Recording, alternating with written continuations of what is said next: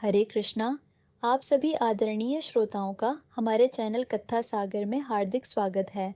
सनातन धर्म में पूर्णिमा तिथि को अत्यंत पवित्र और महत्वपूर्ण माना गया है। यह पावन दिन सुख समृद्धि की देवी माता लक्ष्मी और जगत के पालनहार भगवान श्री हरि विष्णु के श्री सत्यनारायण रूप की आराधना के लिए समर्पित होता है।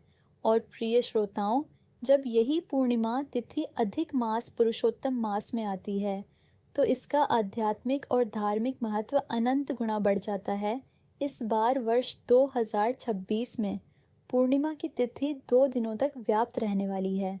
ऐसे में तमाम भक्तों के मन में यह गहरा असमंजस बना हुआ है कि पूर्णिमा का व्रत किस दिन रखना श्रेयस्कर होगा और स्नान दान की पूर्णिमा कब मनाई जाएगी।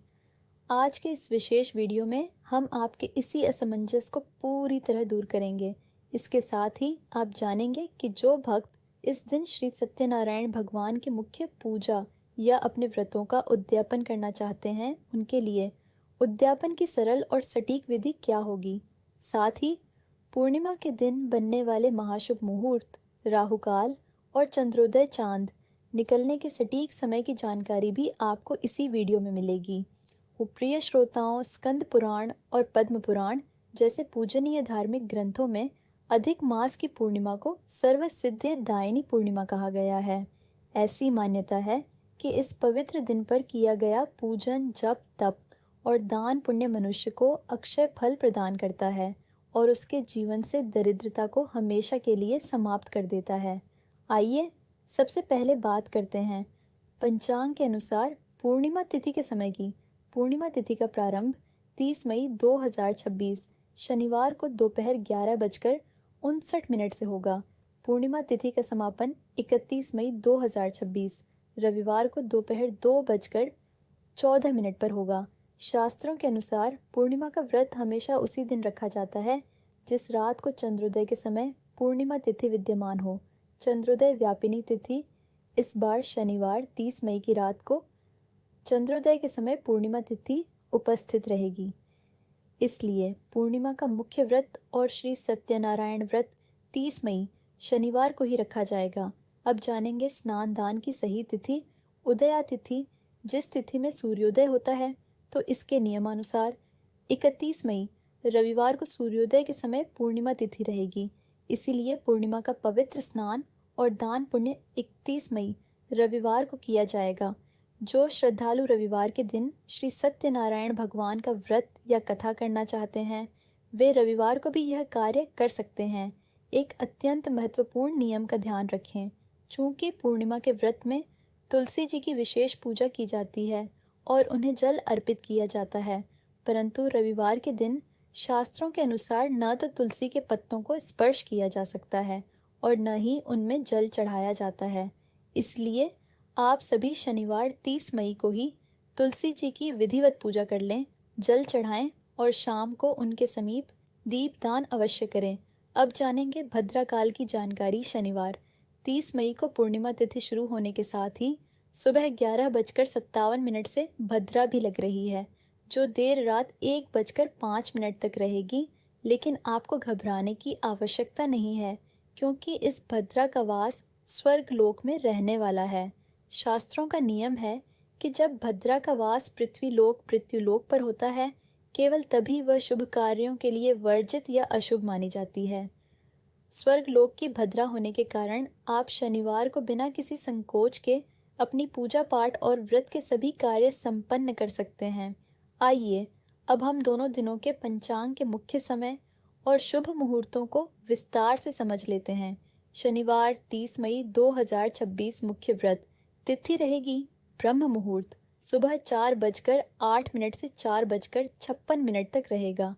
भले ही इस समय पूर्णिमा तिथि शुरू नहीं होगी, लेकिन व्रत रखने वाले भक्तों को इसी समय स्नान करके व्रत का संकल्प ले लेना चाहिए।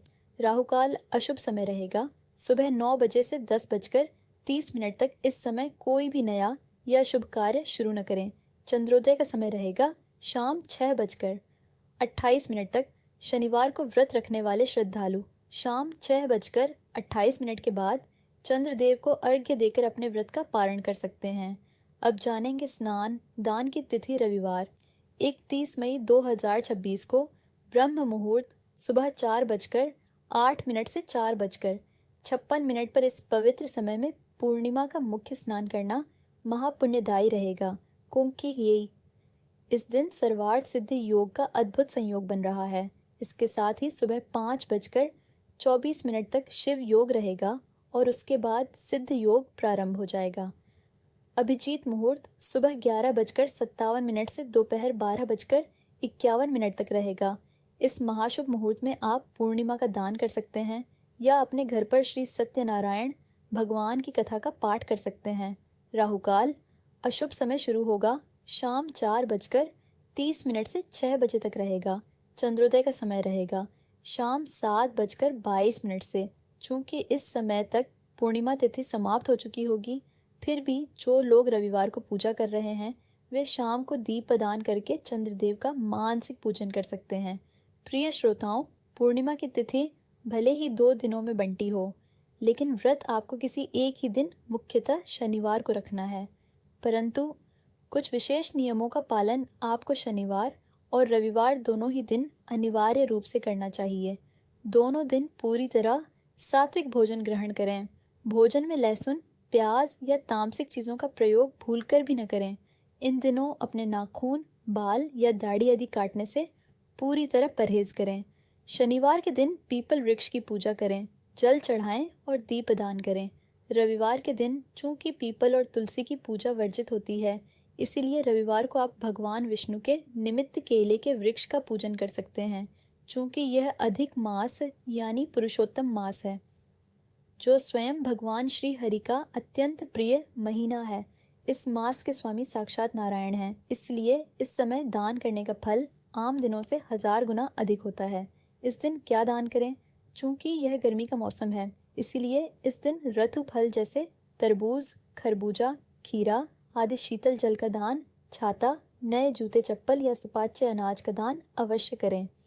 पूर्णिमा पर सफ़ेद वस्तुओं का दान विशेष फल देता है, इसलिए आप कच्चे चावल, चीनी या दही का दान भी कर सकते हैं।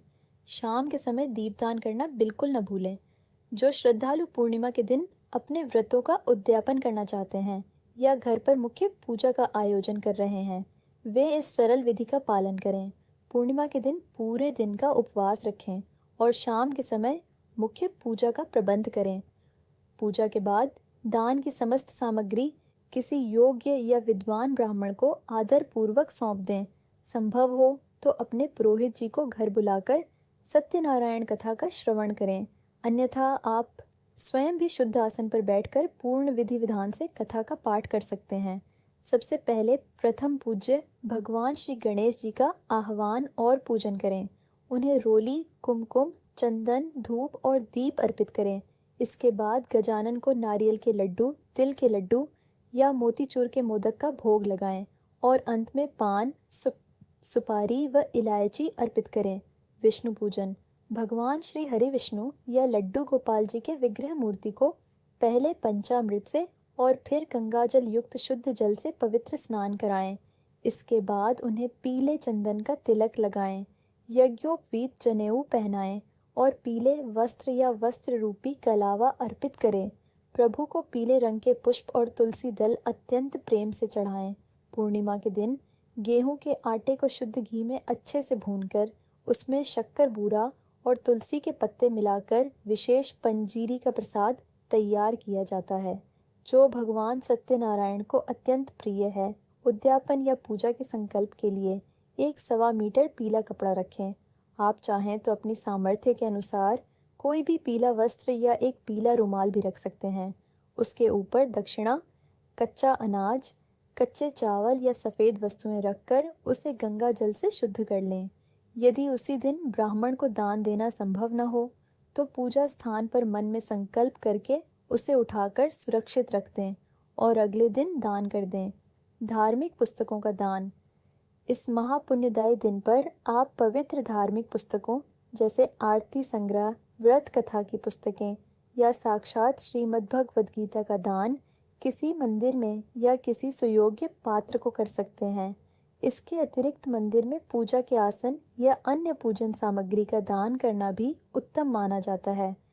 पूजा और कथा के अंत में अपने अब तक के रखे गए सभी व्रतों में जाने अनजाने हुई किसी भी प्रकार की भूल चूक या कमी के लिए भगवान श्री सत्यनारायण से हाथ जोड़कर सच्चे मन से क्षमा प्रार्थना करें।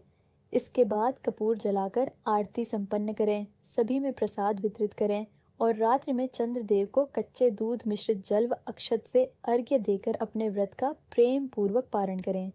प्रिय श्रोताओं, यह थी अधिक मास पूर्णिमा के व्रत, मुहूर्त और उद्यापन से जुड़ी बेहद महत्वपूर्ण और कल्याणकारी जानकारी। आशा है कि यह वीडियो आपके लिए अत्यंत उपयोगी सिद्ध होगी। अगर आपको यह जानकारी अच्छी लगी हो तो हमारे चैनल कथा सागर को लाइक, शेयर और सब्सक्राइब करना न भूलें। प्रेम से बोलिए श्री लक्ष्मी नारायण, भगवान की जय, सत्यनारायण, स्वामी की जय।